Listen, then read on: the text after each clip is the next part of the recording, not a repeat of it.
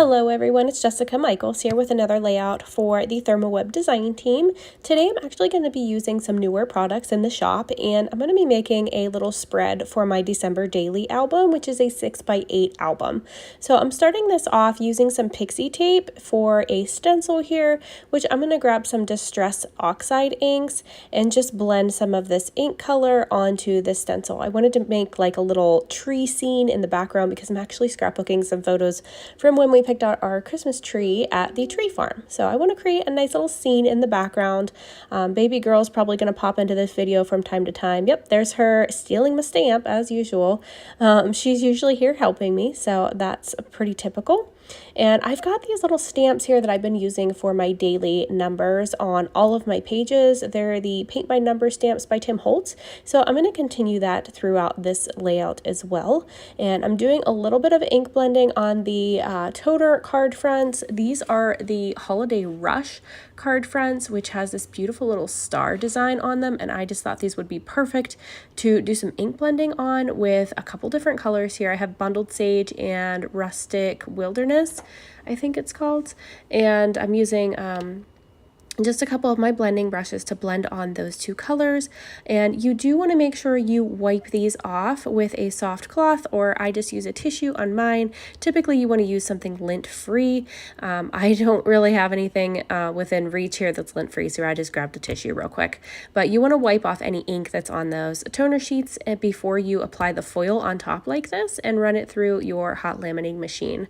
My laminator that I'm using today is the Fuse System by Gina K, and I am just running that through using one of our smaller, newer sized craft and carrier sheets. They're the smaller size, so they fit really nicely into that 6-inch opening on the Fuse laminator.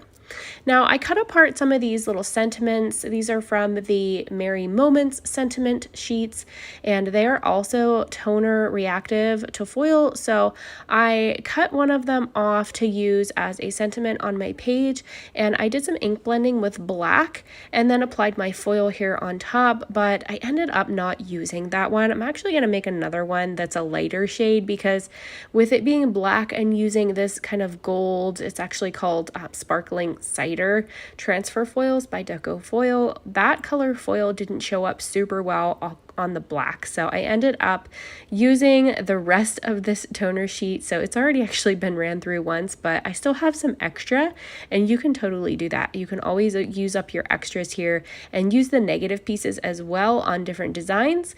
I'm going to show you how I ran through my newer design, the other toner piece here in a second, that I colored in pink instead of the black. And then here's where I created my number. You can see I have my number 3 already made for the day. It was the 3rd of December for this particular layout. I did that before I started this video just to make sure it would work, and I'm just showing you how I did that here. So I used my stamp by with some Versamark ink, and I stamped that first, and I heat embossed by layering that embossing powder on it, and then heating it up with my heat gun, and then applying the foil. So I know it's a little bit of a process, but it actually worked out really well. That foil was able to stick perfectly fine to where I heat embossed. It created a nice surface, kind of like that Deco Foil Duo Gel would when you do stenciling and foiling. It was kind of like the same effect, only I did it with that Versamark ink and embossing powder.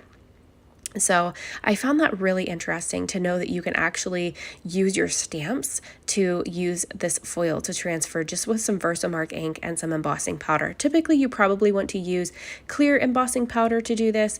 I just use white because that's what I had on hand, but I wasn't too worried about it because my paper was white and I knew I was going to put that beautiful gold foil over top like you see here.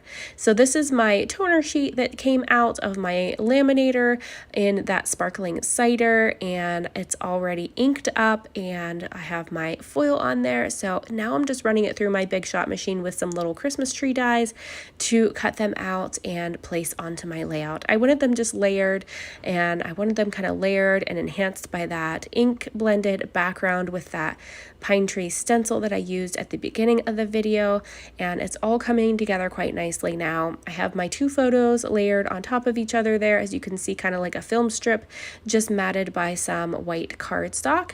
And then I'm just choosing a chipboard title from 49 and Market from their Evergreen Seasons collection to place on here as well. Now here's the second little title or subtitle piece that I used from the Merry Moments sentiments that I foiled here. And I just wanted to show you, I kind of did this one a little bit backwards. Usually I do my ink blending first, but on this one I actually foiled it because I was going to keep it white, but then I wanted to color it in. So I'm showing you here that you can totally do that. You can foil it first and then do your ink blending after, and then you can just wipe it off of your foil. So it worked out perfectly well, and I really love how that looks. I just used a nice light pink shade on that, just to bring in a little pop of pink to go with that sparkling cider foil that's kind of got a pink tone to it. So I'm just going to place that at the bottom of my layout using my Memory XL tape runner. That one I just love because it's super easy to refill, and the refills for it are pretty cheap. So you can really stock up on those refills without spending a ton of money, which I love. So I'm just grabbing some papers here from Crate Paper, and I'm just going to layer up my photo here just with another pattern paper behind it, and just roughing up the edges just to give that a little pop of color and pull in some more green to go with the rest of the greens in my layout here. And then I have used another die from my stash here by Hey Little Magpie to cut this little border strip to go alongside of my photo, and then just trimming off the excess there. So I've got that ready to go. I am trimming off this little bit here. This is actually a Bramble Fox paper snip. It comes just full of little wordy bits and fun things to cut out. So I'm just going to throw one of these on here as well. I really liked this one. I'm going to pop it down on the top of my photo here, just using some of my adhesive. And then we'll see what else I can get into here and add. I kind of went a little bit crazy with this one, but I was honestly trying to keep it a simple design, but it didn't end up so simple in the long run.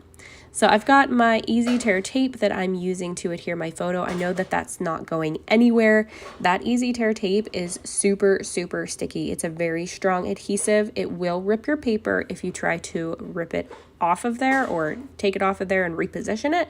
It'll rip your paper. So you just have to be careful and make sure it's exactly where you want that to go. But I love it because it's, like the name says, it's easy tear.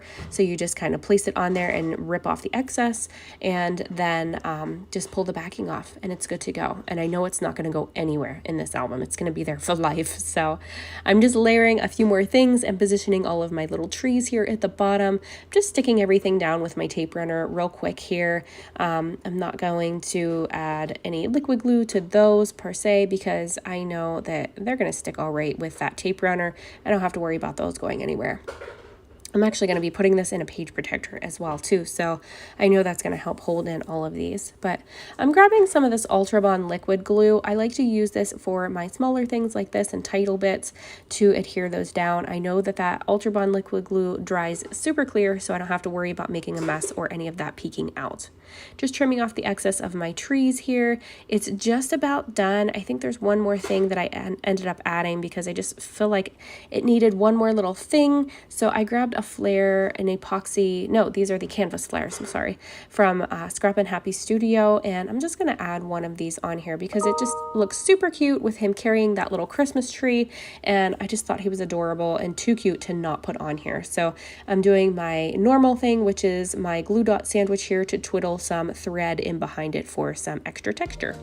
So here it is. Here's the finished little spread. I love how this one came out. I hope you guys enjoyed watching this process today. If you have any questions for me, please feel free to leave them in the comments below and I will do my best to answer. Thank you so much for watching and have a great day. Bye-bye.